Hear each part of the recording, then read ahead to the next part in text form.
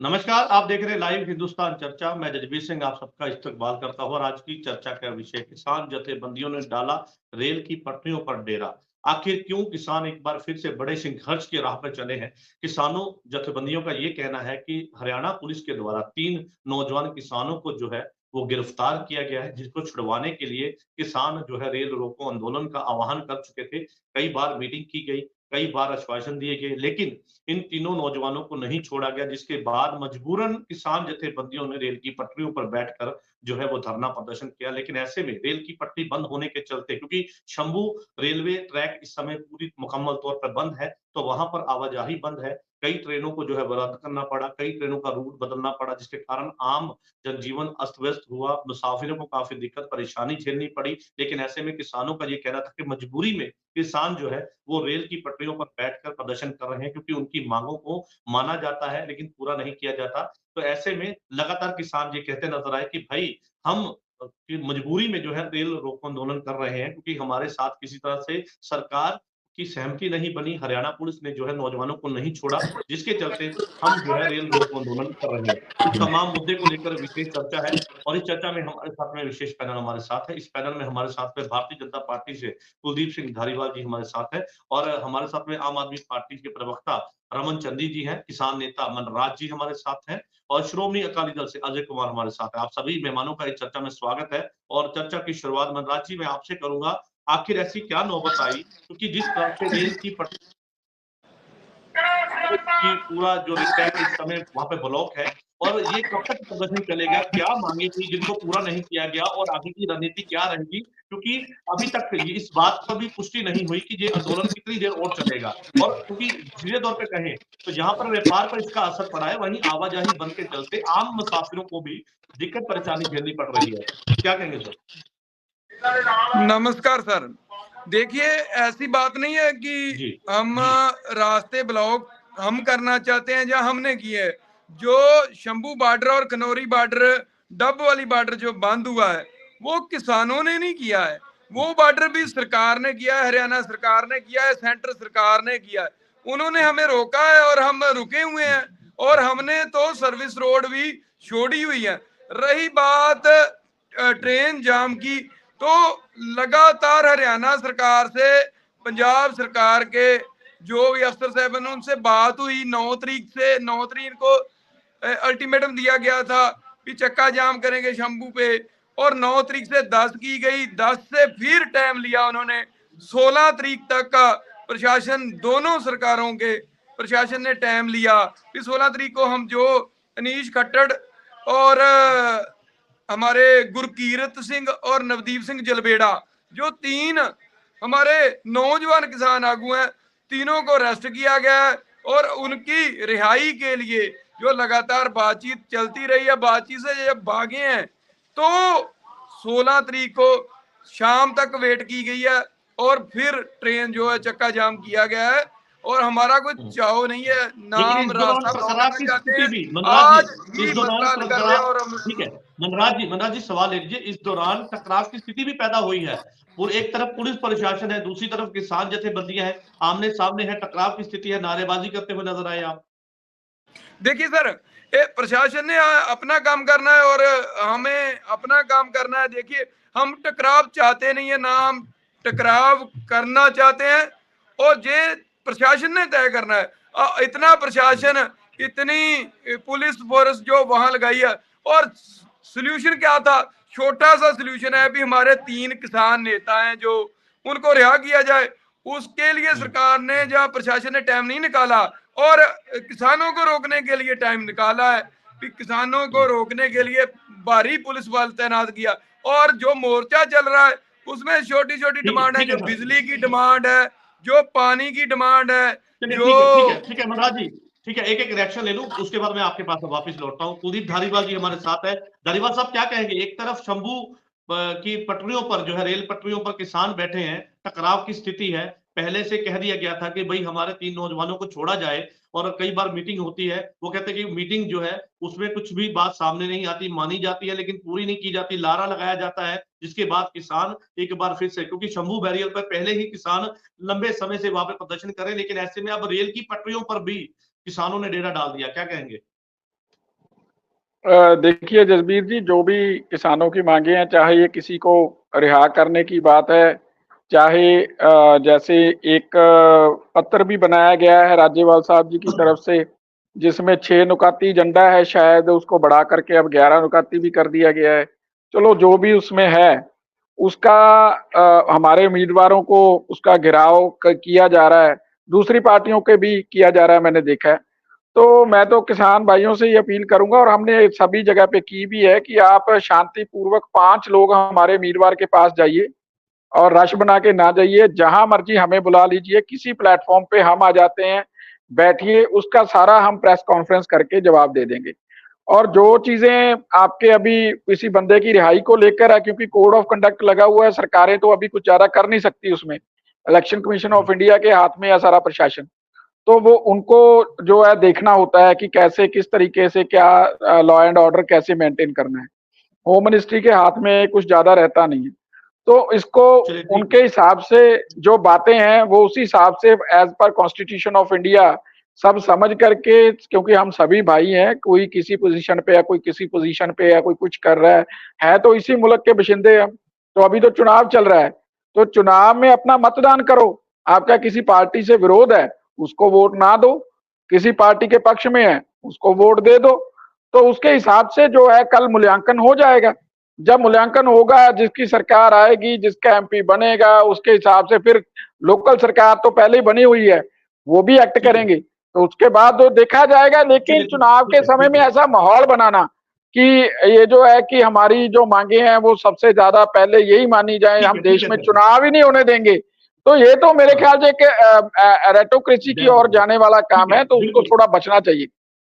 चलिए ठीक है, इस बात से मैं भी सहमत हूं। एक तरफ डेमोक्रेसी की बात की जाती है, दूसरी तरफ चुनाव में जब अड़चन होती है तो डेमोक्रेसी की ये कह सकते हैं कि उसकी उल्लंघना की जाती है, जो कि नहीं होनी चाहिए। हमारे साथ में आम आदमी पार्टी के प्रवक्ता रमन चंदी जी हमारे साथ है। चंदी जी कैसे देखते हैं? वो कहते हैं कि कोड ऑफ कंडक्ट लग चुका है, आचार संहिता लागू है, तो ऐसे में किसानों की जो मांग है, क्योंकि वो एक कानून लीगल वे के साथ में अगर देखा जाए, उसको छोड़ना या पकड़ना ये जो है एक लीगल प्रोसेस है, तो वो कहते हैं कि लीगल प्रोसेस में समय लग सकता है। लेकिन ऐसे में किसान कहते हैं कि भाई जब तक आप अब हम हमारे 3 नौजवानों को नहीं छोड़ेंगे, ये आंदोलन इसी तरह से जारी रहेगा। यानी सीधे तौर पर कहें तो पंजाब की आवाजाही पर इसका अब असर पड़ता हुआ दिखाई देगा।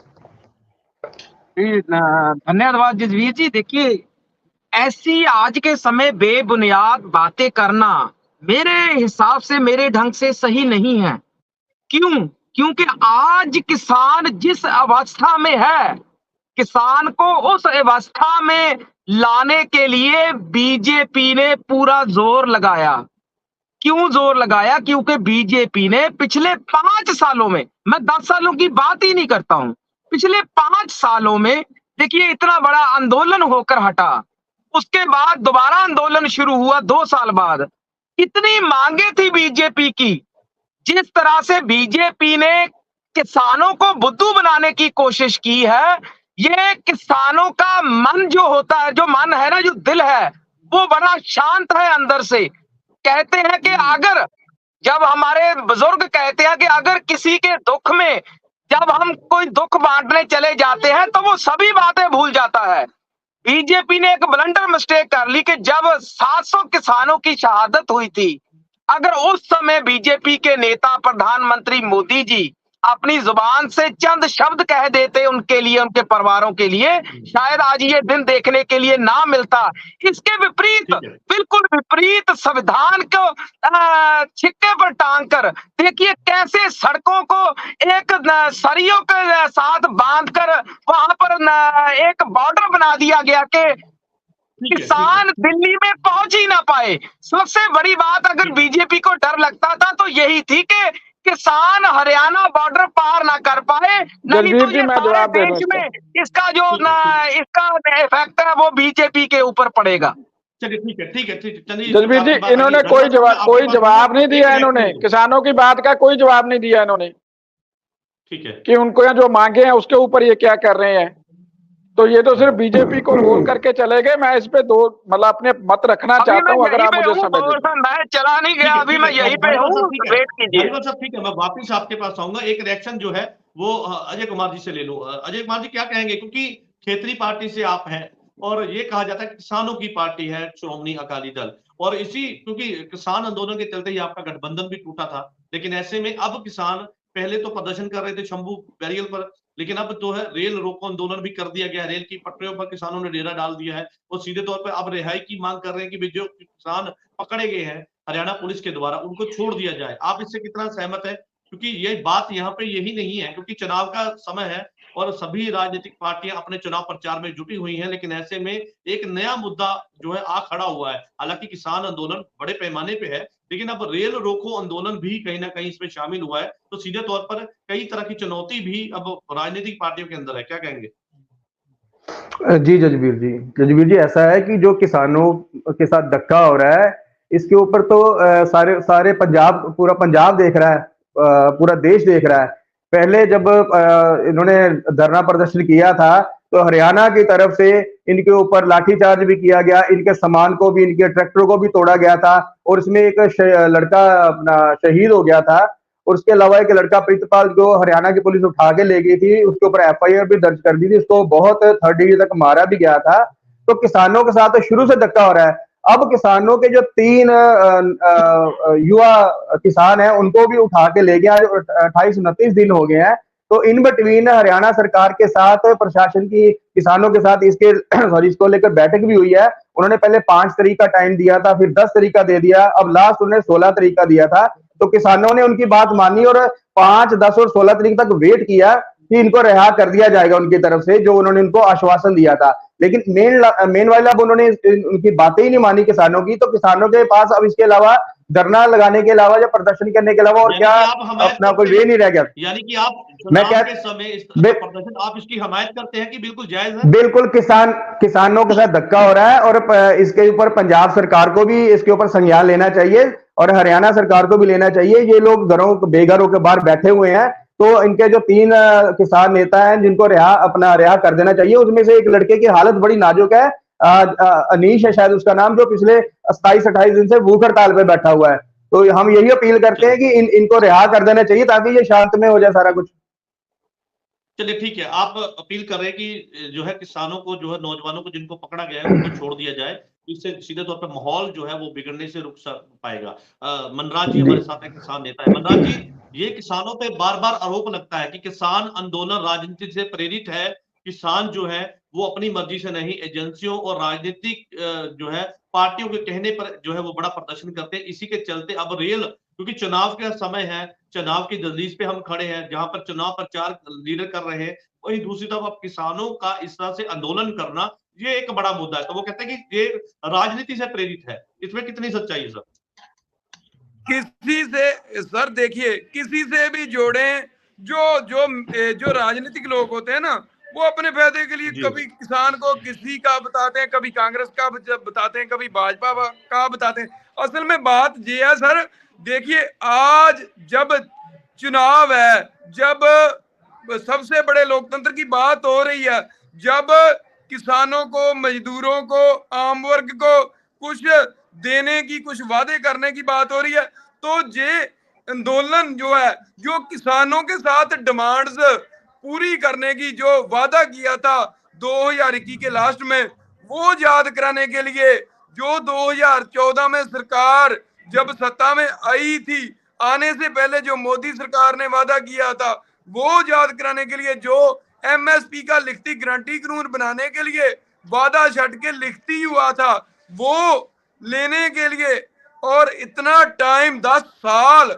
सरकार को दिए हैं। और ये आज भी कहें कि सरकार, जो किसान है वो जल्दी सड़कों पे आ गया, 10 साल वेट किया, 2 साल अब वेट किया, और क्या किसानों का मुद्दा अब घर घर में सभी जगह, जे आंदोलन की वजह से भारत के कोने कोने में सभी जगह जो सरकार के नुमाइंदे हैं उनसे सवाल हो रहे हैं कि आपने 10 साल सत्ता हटाई है, क्या दिया है आपने? आप जहां पर सवाल कर रहा है। ठीक है मनराज जी, सवाल ले लीजिए कि आप सभी लीडरों के सवाल करें कि आपने 10 सालों में किया क्या है। लेकिन ऐसे में जो पिछली बार आंदोलन बड़े पैमाने पे चला, बहुत लंबा आंदोलन चला, जिसमें कई किसानों की शहादत हुई, तो उसके बाद जो है राजनीति में जो है किसानों ने आजमाई, लेकिन उसमें सफलता ना मिली। लेकिन ऐसे में अब एक बार फिर से चुनाव की दहलीज पे हम हैं, लेकिन ऐसे में राजनीतिक दल और गैर राजनीतिक दल, किसानों के द्वारा ये कहा जाता है कि 2 ऐसे दल हैं जो किसानों को चलाते हैं। तो क्या आप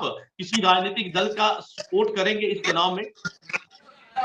सर देखिए, बिल्कुल नहीं। हमने ये जो किसान मजदूर मोर्चा है, ये बिल्कुल इलेक्शन में आता नहीं है। और पिछला इतिहास है हमारी जथेबंदी का, खासकर पिछला इतिहास है, जब से जथेबंदी बनी है तब से कोई भी इलेक्शन में नहीं गया और ना ही जाता है।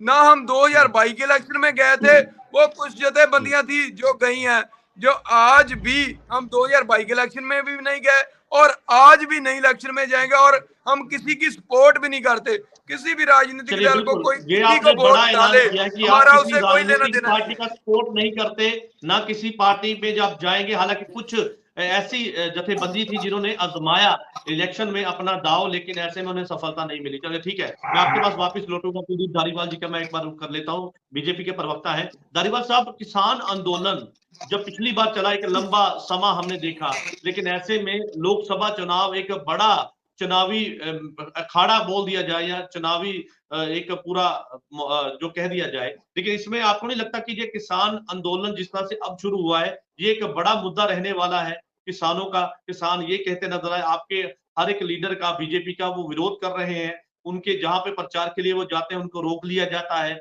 और सीधे तौर पर ये एक अब बड़ा मुद्दा बन गया। आपको नहीं लगता इसका खामियाजा बीजेपी को भुगतना पड़ सकता है? आपके हित के लिए ये प्रदर्शन ठीक नहीं है? नहीं, देखिए, अब जनता भी धीरे धीरे समझने लग गई है कि क्या एजेंडा है और कैसे सारी चीजों को मैनिपुलेट किया जाता है।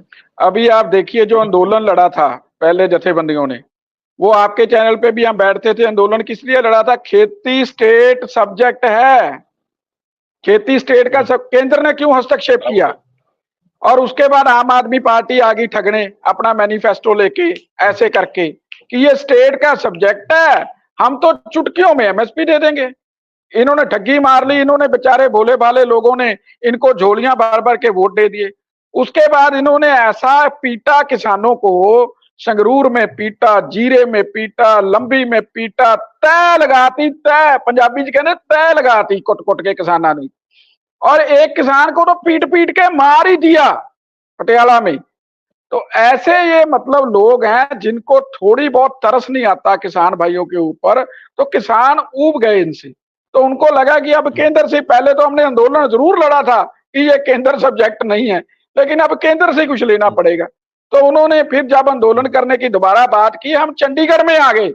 दिल्ली जाने की तो दूर की बात है, केंद्र सरकार खुद चल के चंडीगढ़ आ गई, प्लेट में सजाकर 5 फसलों की एमएसपी दे दी कि ये लो भाई, 2 की हम ले रहे हैं पहले, 5 की और ले लो, पीडीसी। एमएसपी ने पीडीसी दे दी।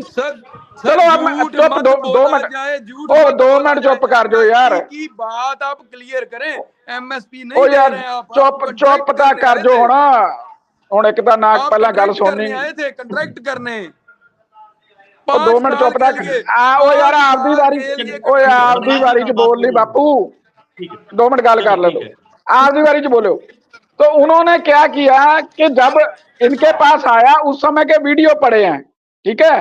पहला वीडियो मुख्यमंत्री साहब का, मुख्यमंत्री साहब क्या बोलते हैं, कहते मेरा सपना मोदी जी ने पूरा कर दिया, मैं पंजाब में डाइवर्सिफिकेशन चाहता था, अब मूंगी के ऊपर पीडीसी मिलेगी और मैं पंजाब को डाइवर्सिफिकेशन, मैं बिल्कुल मानता हूं, हमें मूंगी पे चाहिए पीडीसी। पंधेर साहब का वीडियो पड़ा है, उन्होंने कहा कि ये बहुत अच्छा हो जाएगा, 5 फसलों की और पीडीसी मिल जाएगी, हम शंभू बॉर्डर पे जाके विचार करते हैं। वहां पे जाके पलट गए। और आज मैं प्रश्न करना चाहता हूं किसान आंदोलनकारियों से, जो किसान के नाम पे आंदोलन कर रहे हैं, और आम आदमी पार्टी से, कि भाई पंजाब को अगर 5 फसलों की पीडीसी मिल रही थी, उसको ठोकर क्यों मारी? अगर ये बोलते हैं, अभी इन्होंने प्रश्न किया, कहते वो तो 5 सालों के लिए थे, आप बैठते हमारे साथ, हम उसको बढ़ा सकते थे, या ये कह सकते थे कि इसको हम लगातार करेंगे 5 साल की। एक मिनट एक लाइन रहेगी जो मैं उनको दोबारा फिर प्रश्न करेंगे। That was renewal after 5 year, उसका रिन्यू, और ऐसा नहीं कि 5 साल बाद खत्म, वो हर साल बाद 5 साल बाद रिव्यू होगी वो पीडीसी, और बढ़ाने की जरूरत है, बजट बढ़ाने की जरूरत है, उसका यही एक्सटेंड। लेकिन अगर वो क्लॉज भी नहीं चाहिए था, बैठ सकते थे। लेकिन इन्होंने तो बोला कि मैं अभी 2 दिन पहले डल्लेवाल साहब के साथ डिबेट में था, उन्होंने कहा हमें तो नारियल की पीडीसी चाहिए, हमें तो काजू की पीडीसी चाहिए जो साउथ में होता है। भाई उसका पंजाब से क्या लेना देना? आप पंजाब के किसान को, मुकद्दर को ठोकर मार करके साउथ के किसान की क्यों बात करते हो? आप ये कहना चाहते हैं कि जो फसल पंजाब में होती नहीं है उसको पंजाब पे क्या लाभ मिलेगा? एग्जैक्टली। रमन चंद्र जी का मैं रुख कर लेता हूँ, आम आदमी पार्टी के प्रवक्ता है। रमन चंद्र जी, आपने सुना बीजेपी के प्रवक्ता ये कहते हैं कि आम आदमी पार्टी ने सीधे तौर पर पंजाबी में कहे तो ठगी मार दी, और जिस तरह से चुनाव को लेकर और जिस तरह से किसानी की आड़ में वो कहते हैं कि वो राजनीति कर रहे हैं, उसके साथ उन्होंने एक बड़ा कहा है कि 5 फसलों पर पीटीसी पहले हम जब दे रहे थे तो क्यों मना कर दिया? पंजाब सरकार ने भी उस समय बड़ा दावा कर दिया था, हम दे रहे थे तो लेने चाहिए थे, मीटिंग करते, अगर किसी तरह ऐतराज था तो उस पर बात करते। जसवीर जी, ठग सबसे बड़ा इस देश में ठग कौन है ये सारा देश जानता है। मैं आपको 1-2 उदाहरणें देना चाहता हूं, मैं ज्यादा बात नहीं करूंगा। सबसे पहले तो देखिए, किसान आंदोलन का जब हम बात करते हैं तो सभी किसान, वो अकेले पंजाब के किसान नहीं है। एक बात आपको सोचनी पड़ेगी, जब किसान सभी स्टेट्स के, राज्यों के कोई आंदोलन लड़ते हैं पूरे देश के लिए लड़ते हैं, ना कि वो अकेले पंजाब के लिए। अगर वो अकेले पंजाब के लिए अपनी सुविधा के लिए यस कर देते तो उनकी बातें बनाकर किसानों को बुद्धू बनाना और राजनीतिक बयानबाजी करना, ये बीजेपी को अच्छी तरह से आता है। 2-3 बातें हैं, देखिए 1 मिनट लगेगा। लेकिन वो पिछले 65 से 70 सालों के दौरान बीजेपी का ये कहना सर, बीजेपी का ये कहना है कि आम आदमी पार्टी क्योंकि जिस तरह से किसान आंदोलन के चलते राजनीति कर रही है, सीधे तौर पे बेनिफिट लेने की कोशिश है। वो कहते हैं कि इसके पीछे राजनीति है, जो किसान आंदोलन है वो राजनीति से प्रेरित है।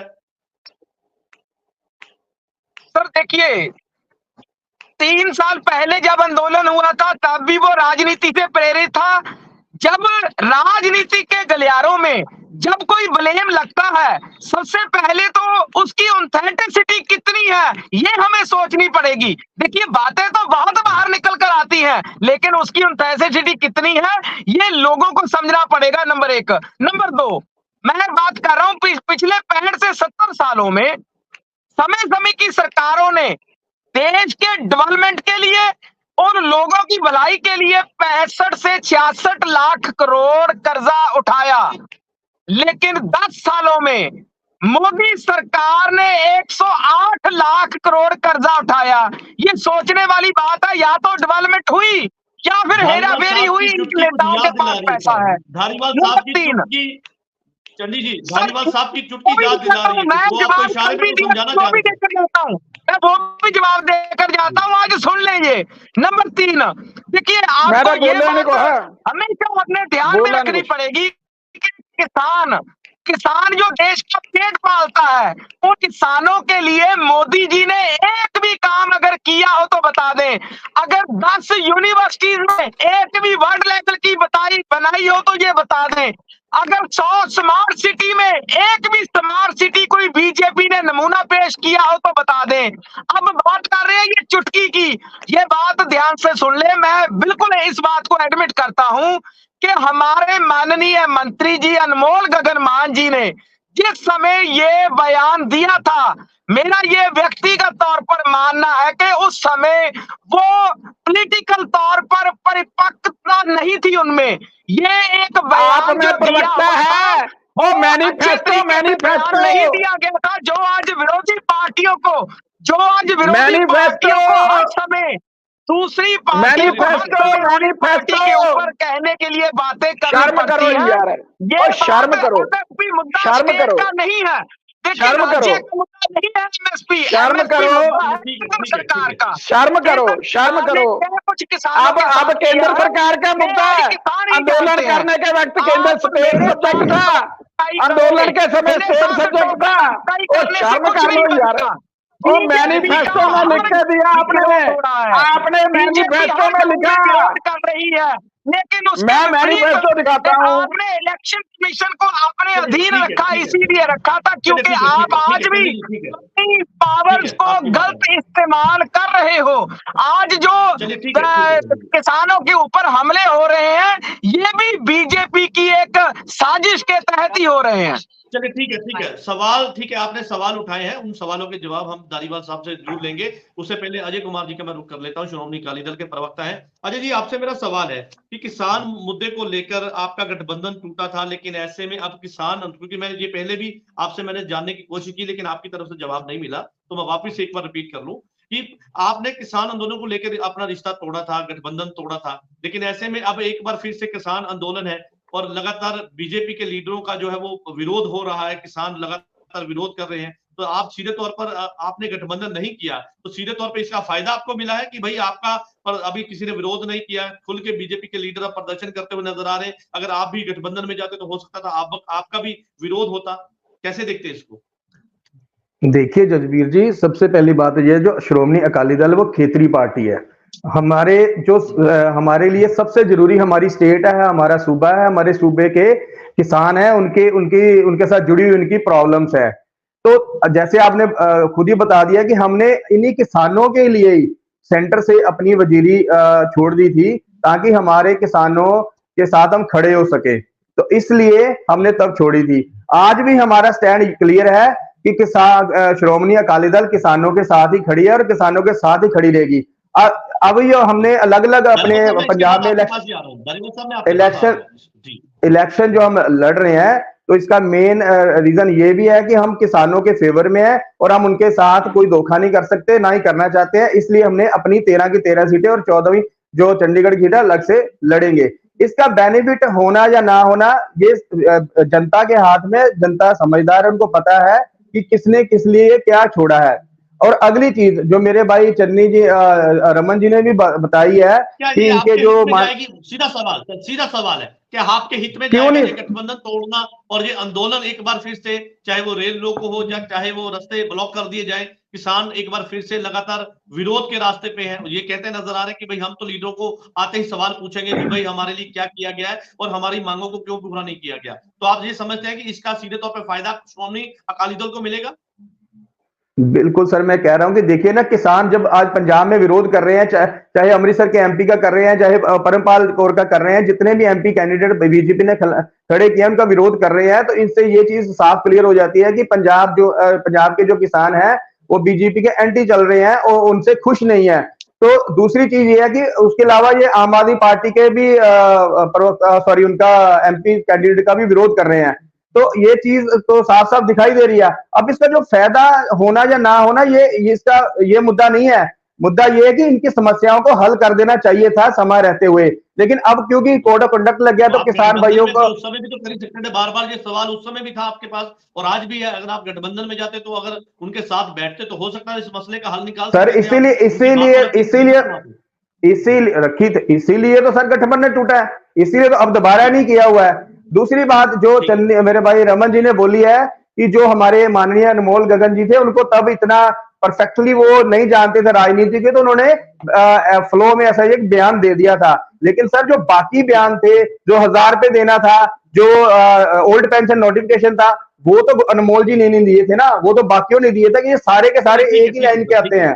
चलिए ठीक है अजय जी, ठीक है, आपकी बात आ गई। मैं कुलदीप धारीवाल जी का रुख कर लेता हूं। धारीवाल साहब, देश में 400 से ज्यादा जथेबंदियां हैं। पंजाब की बात करूं तो 100 से ज्यादा मुझे लगता है जथेबंदियां होंगी। लेकिन ऐसे में जिस तरह से किसानों की नाराजगी है बीजेपी के खिलाफ, उनके लीडरों को जो है वो प्रचार से रोका जा रहा है, उनका विरोध किया जा रहा है, तो आपको नहीं लगता कि ये, क्योंकि 60% से ज्यादा आबादी जो है वो किसानों की है, ग्रामीण इलाकों की आबादी ज्यादा है, लोकसभा चुनाव की दहलीज पे हम खड़े हैं और प्रचार करने के लिए आपके लीडर जो है वो जाते हुए नजर आ रहे हैं, उनका विरोध भी हो रहा है, तो इसका नुकसान क्या लगता है पार्टी को हो सकता है? क्योंकि एक तरफ पहले आंदोलन था, अब तो रेल रोक आंदोलन भी कर दिया, तो क्या नुकसान पहुंचेगा पार्टी को, डैमेज होगा पार्टी की इमेज को? नहीं जसबीर जी, देखिए इसका सबसे पहले जैसे मैंने आपको बता दिया, सिर्फ पंजाब में प्रॉब्लम समस्या है और पंजाब की समस्या आम आदमी पार्टी की वजह से है। ये मैंने अभी आपके दर्शकों को दिखा भी दिया। वो कल अकेला अनमोल गगन मान ने नहीं किया जी, वो केजरीवाल साहब ने, भगवंत मान जी ने, और इन्होंने मैनिफेस्टो में दिया। अब सिर्फ अनमोल गगनमान की चुटकी पे उस पर डाल दिया, ये पूरे ठग हैं, अब तो भ्रष्टाचारी भी हैं। तो ये पूरा इन्होंने ठगी मारी, किसान हताश हुआ पंजाब का। उसकी वजह से सिर्फ पंजाब में ही समस्या है, बाकी कहीं जगह पे, किसी भी जगह पे आंदोलन नहीं है। तो ये थोड़ा बहुत हरियाणा में भी है, लेकिन इससे ज्यादा नहीं है। तो वो जो बातें किसान भाइयों की हैं, हमने अपने मैनिफेस्टो में भी डाला है, और हम एमएसपी पे काम भी कर रहे हैं, कमेटी भी बनाई है, और हमने तो ये भी हर प्लेटफॉर्म से, मैंने कहा आज भी आपके प्लेटफॉर्म से कहा कि जो भी उनकी मांगे हैं, 5 किसान भाई आए, आराम से किसी भी उम्मीदवार के साथ बैठे, हमें अपना जो उनका एजेंडा वो दें, अगले दिन हम उस पर प्रेस कॉन्फ्रेंस करेंगे। मेरे साथ किसी टीवी चैनल पे बैठना है, कोई भी प्रवक्ता उनका आए, अपना एजेंडा लेके आए, मैं अकेला बैठता हूं, हमारा कोई प्रवक्ता बैठता है, हम बात करने को तैयार हैं। यही डेमोक्रेसी है। अगर इससे आगे जाकर के उसको तकरार में बनाना, विरोध में पैदा करना, पुलिस के साथ तकरार करना, ये मेरे ख्याल से आंदोलन भी नहीं है, ये आंदोलन की मर्यादाओं का भी उल्लंघन है। तो उन चीजों से बचना चाहिए, क्योंकि उससे जो है राजनीतिक लोग, जैसे ये आम आदमी पार्टी वाले, कांग्रेस वाले जो मुखौटा पहनते हैं, वैसे कल एक आम आदमी पार्टी के मिनिस्टर ने भी बोल दिया और एक एमएलए ने भी बोल दिया, उनके इनको पकड़ करके अंदर डालना चाहिए। और कल जो फरीदकोट के इनके है उम्मीदवार है करमजीत अनमोल, उनका भी, बलकार सिद्धू का भी विरोध कर दिया उन्होंने, उनके घर पे उसकी पूरी वीडियो वायरल हो रही है। ठीक है, ठीक है। तो उनको भी किसान जथेबंदियों ने घेर लिया कि भाई आप बताओ, आपने क्यों, हमें कुछ भी नहीं दिया। तो आज तो चांदी जी मुकर गए, कहते हम तो एमएसपी दे ही नहीं सकते, ये तो केंद्र का विषय है। कोई बात नहीं भाई, आप गद्दी छोड़ो, हम दे देंगे, ये स्टेट विषय है, स्टेट ही दे देगा आपको। 92 एमएलए दे करके गलती कर ली पंजाब में, और आप जो है आगे इस गद्दी को छोड़ो, हम खुद देख लेंगे अपने किसान भाइयों को और उनको एमएसपी दे देंगे।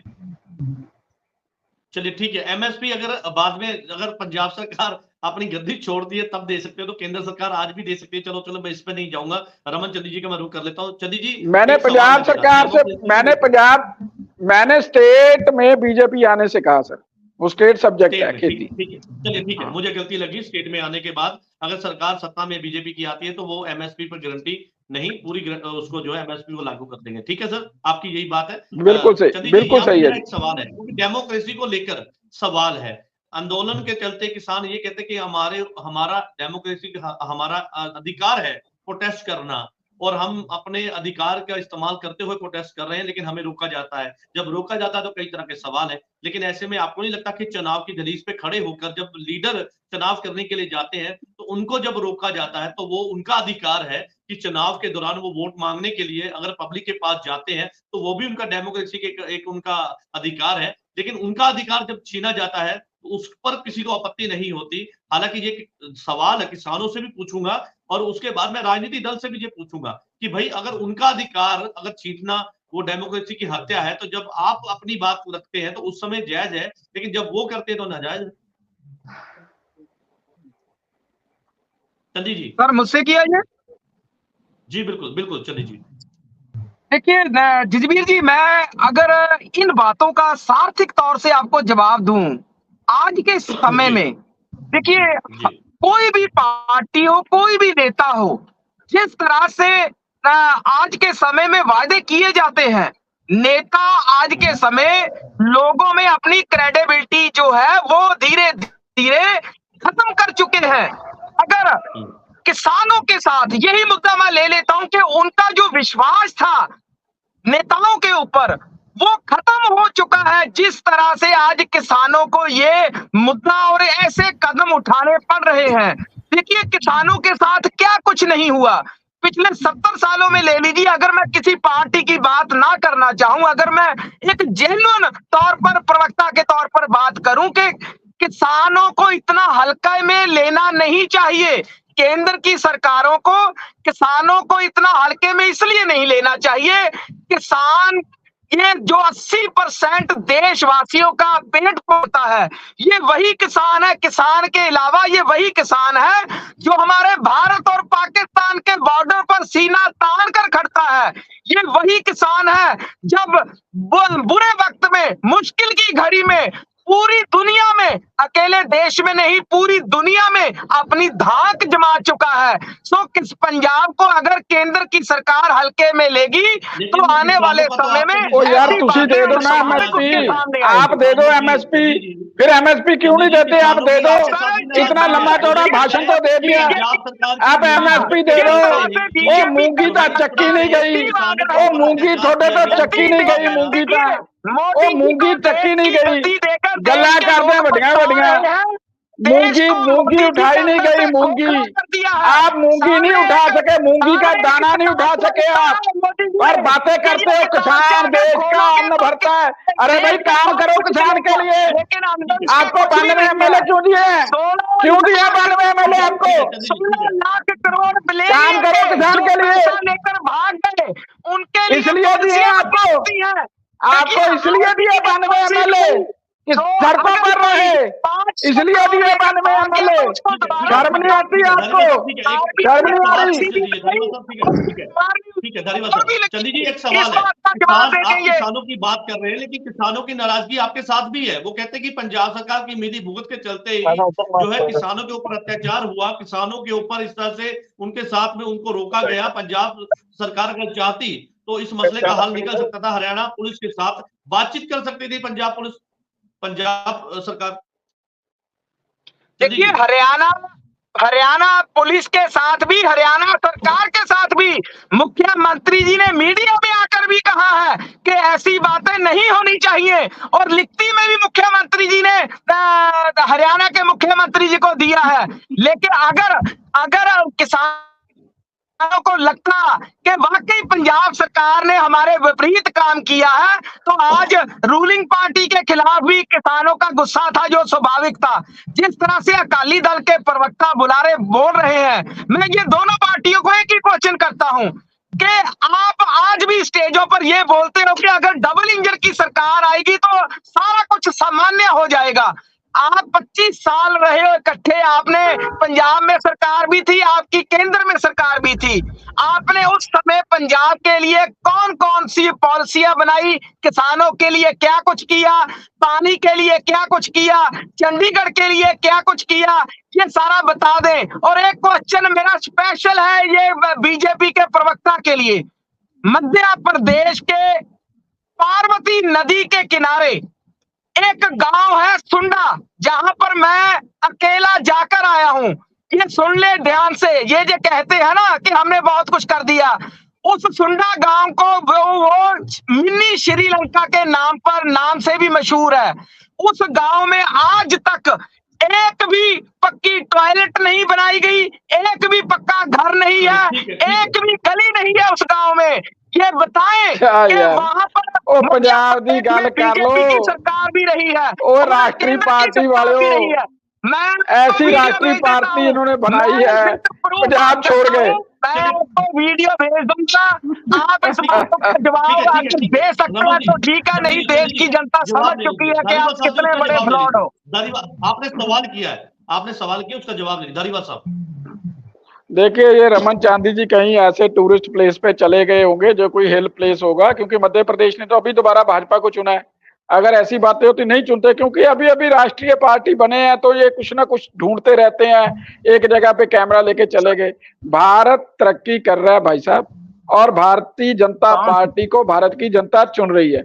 आप पंजाब की बात करो, पंजाब से आपको खदेड़ा जा रहा है, आपके एमपीज को घेरा जा रहा है, और आपके एमपीज के पास भी जवाब नहीं है। इस चुटकी का कोई जवाब नहीं। मैंने आपको एक्सपोज कर दिया कि आपने मैनिफेस्टो में भी डाला था, और अब आप कहते हो वो तो केंद्र की बात थी। मैं अभी आपको चैलेंज करता हूँ, आज ही गद्दी छोड़ो। आज तक देश की किसी भी पार्टी ने नहीं किए हैं। मेरा चैलेंज सुन लो, आम आदमी पार्टी मेरा चैलेंज सुन लो, कर दिए हैं, वो किसी ने भी नहीं किए हैं आज तक। मेरा चैलेंज सुन लो चांदी जी, आज ही इस्तीफा दो, गद्दी छोड़ो, दोबारा चुनाव कराओ, भारतीय जनता पार्टी की सरकार आएगी, और हम पहले दिन से जैसे आप 24 घंटे में बोलते थे, पहले दिन से 23 फसलों की एमएसपी देंगे बिना केंद्र के सहयोग से, पंजाब की आय बढ़ाएंगे और पंजाब के बजट में से देंगे। और ये जो आज जैसे हरियाणा दोनों हाथों में लूट लिया, पहले तो आपने अकाली दल के साथ अभी सुनो, अभी सुनो, और आज आप रुको कह रहे हैं, जरा, हम पंजाब रुको को जरा, पंजाब की आय बना देंगे। सुनो कैसे जरा, यार? कैसे रुको जरा, विश्वास रुको करें? भाई साहब, रुको, लोग शांत। आपकी जो विश्वसनीयता है वो खत्म हो चुकी है लोगों में। राजस्थान में सरकार आते ही 2600 रुपए में गेहूं बिक रहा है, राजस्थान सरकार रही है। ठीक है, क्योंकि मेरे पास सर समय की कमी है। आज का जो विषय है वो इस बात को लेकर था कि किसान जथेबंदियों ने एक बार रेल की पटरियों पर डेरा डाला और इस बात को लेकर डाला कि भाई उनके 3 किसान युवा को जो है वो हरियाणा पुलिस ने गिरफ्तार किया है और उनको छुड़वाने के लिए ये बड़ा आंदोलन जो है किया गया। और ये पहले कहा गया कि 1 दिन के लिए होगा, लेकिन अब किसानों ने ये कॉल दी है कि ये जब तक उनकी मांगे पूरी नहीं होती ये धरना इसी तरह से जारी रहेगा। आवाजाही बंद होने के चलते जहां पर व्यापार पर इस पर असर पड़ रहा है, वहीं दूसरी तरफ जो है मुसाफिरों को भी इसका खामियाजा जो है वो भुगतना पड़ रहा है। ऐसे में कई तरह की मुश्किलें जो है वो पेश आ रही हैं, लेकिन लगातार प्रशासन जो है वो किसानों के साथ मीटिंग कर रहा है ताकि इस मसले का हल निकाला जा सके। आप सभी मेहमानों का इस चर्चा में जुड़ने के लिए धन्यवाद है। नई चर्चा में मैं आपके साथ फिर से जुड़ूंगा, तब तक के लिए दीजिए इजाजत, धन्यवाद।